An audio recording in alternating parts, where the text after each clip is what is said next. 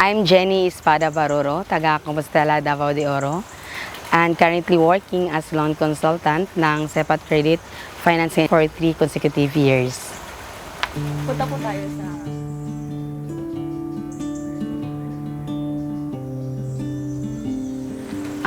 Bilang bata, hindi po kami pinanganak na mayaman. So, lumaki kaming masaya at may respeto sa mga magulang namin. Tapos, hindi kami lumaki ng kasaganaan kasi hirap din sa buhay, pero sure po na napapakain kami at napapaaral kami ng maayos ng mga magulang namin. Masigla po ako, pero hindi kasi ako malaro na bata.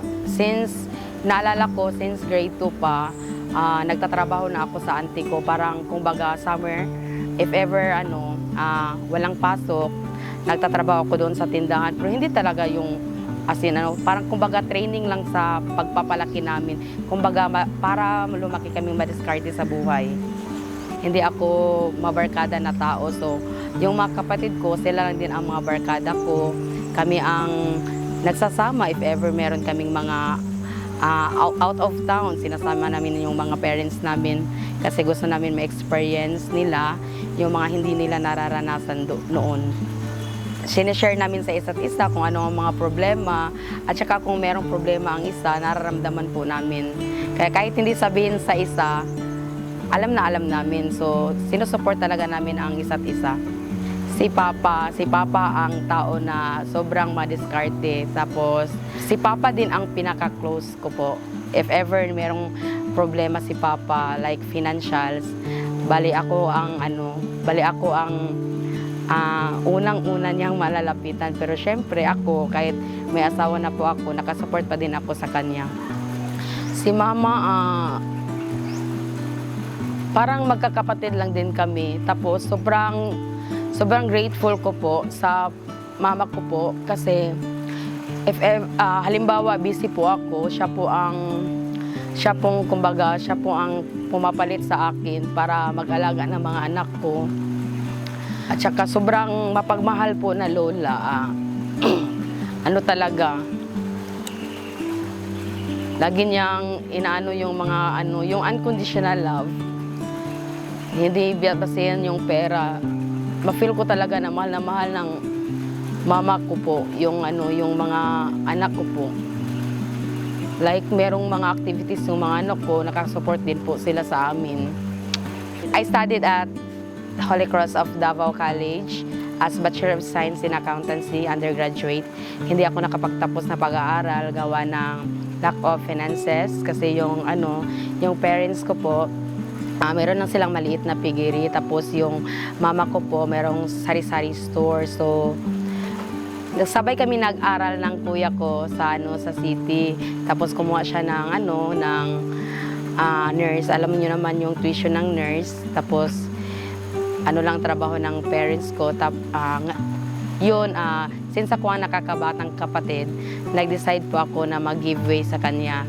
So, sabi ko, magtatrabaho ako para makasupport sa allowance niya kasi yung usapan namin family na once makapagtapos si kuya, ako naman. Tapos, ayun, parang na-enjoy ko na ang pagtatrabaho, pero yung trabaho ko hindi naging katulong ako sa auntie ko, naging tindera, hanggang naging secretary. Parang na-enjoy ko na ang trabaho, hindi na ako bumalik sa pag-aaral, parang nawalan ako ng gana hanggang natagpuan ko yung mister ko, nagkatagpo kami. Nung high school, classmate po kami ng asawa ko. I think 3rd year at 4th year. Tapos, after college life, nag-aral kasi ako sa city, tapos siya dito sa sa lungsod ng namin. Parang nagpunta lang ako sa bangko, tapos nagkita kami. Yun lang, hiningi yung number ko. Yun na, chat, text. Hanggang nagka boyfriend, girlfriend for almost 5 years. Tapos, ayun, nag-asawa. Supportive din po siya. Nagawa din nga siya ng page, nagma-market din po siya. Tapos minsan kasi halimbawa naglalaba ako tapos siya ang pinapa-reply ko sa mga clients, ganun. Ang banding kasi namin, siya ang nagluluto tapos ang banding namin, sabay kami naghahatid ng pagkain sa anak namin. So every lunch, every lunch, sabay kami nagpapakain sa anak namin. So doon pa lang, parang date na. Salamat at ikaw ang naging unang supporter ko dito. At saka, thank you din po na naintindihan mo yung busy moment ko. At saka, thank you sa pag-aalaga ng mga anak natin sa panahong busy po ako. May dalawa akong anak. Ang isa, 13 years old, si Alia Tiffany Baruro, grade 7. At saka, sobrang proud po ako sa kanya kasi very consistent po ang pagiging top student, yes po.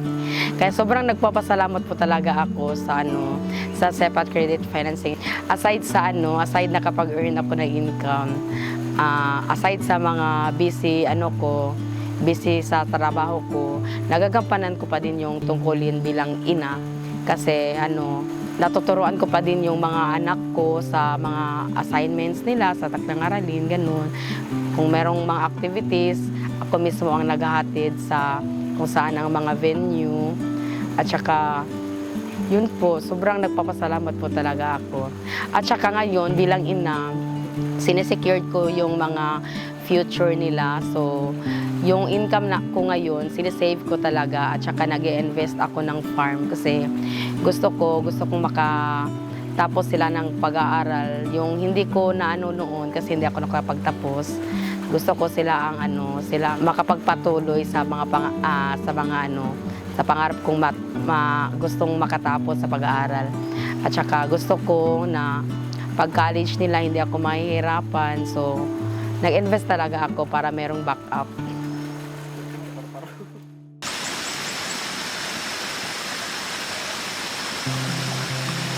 Before ako naging loan consultant ng Sepat Credit, sana din akong loan consultant ng affiliates.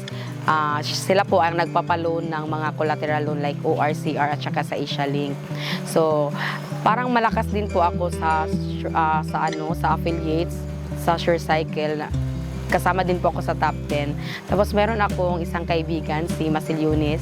Classmate ko din yan siya pag high school. Nag-chat siya sa akin na if interested daw po ako sa OFW loans dyan sa Sepat. Tapos sabi ko nga, nagtanong ako kung magkano yung commission. So, parang na-intriga. Nag-search ako sa Facebook. Sinearch ko kung ano ang mga product nila, kung paano i-market, paano siya i-process. So, nag-try ako mag-apply sa Sepat Credit Ortigas. Tapos, nagkakabukas na ng Sepat Cebu, doon ako pinasa. Parang kami ang pioneering na mga loan consultant doon sa Sepat Cebu. So, nag-market hanggang hindi ko makakalimutan. Meron akong first client na nurse papuntang UK. So, biglang nanginig ako. Sobrang gusto ko talagang kasi syempre malaki ang sahod. Ayun, hindi ko makakalimutan. First release ko 200,000 hanggang nagustuhan ko laki pala ng kita dito. So hanggang nagmamarket ako, sunod-sunod na hanggang nakilala na ako sa mga FW at yun nga, pati yung mga kapatid ko nahila ko na din dito. Laging loan consultant na din sila. Sipag at tiyaga lang po. Kasi sa trabaho namin, sobrang nakaka-stress po talaga. Kasi minsan, kulang kami sa tulog.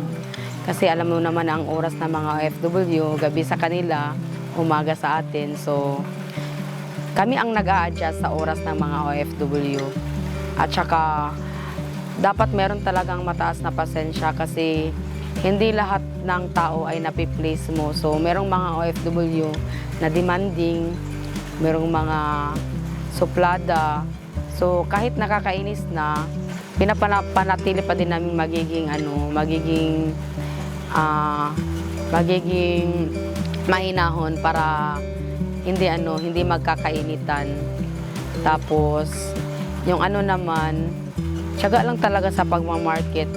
Minsan nakakapagod kasi minsan matumal ang mga clients, pero ganun talaga, merong matumal, meron namang malakas. Para naman sa mga bagong loan consultant, panatilihin lang na mapagkumbaba palagi. Hindi nyo iniisip na kahit top loan consultant ka na, ikaw na ang pinaka magaling sa lahat. So dapat pa din maging humble. Kung feeling nyo na kawawa naman kasi yung iba kasi grabe magkapag-demand sa mga staff. So para sa akin ay i-consider pa din sila kasi hindi naman sila robot na agad-agad na pa-process. Meron talagang due process. Pareho lang sa pagiging loan consultant. Hindi naman ganun ka na pag-apply mo, malakas ka na agad. Meron talagang due process. I'm Jenny Espada Baroro, 37 years old, taga Compostela, Davao de Oro, and 3 years working as loan consultant ng Sepat Credit Financing.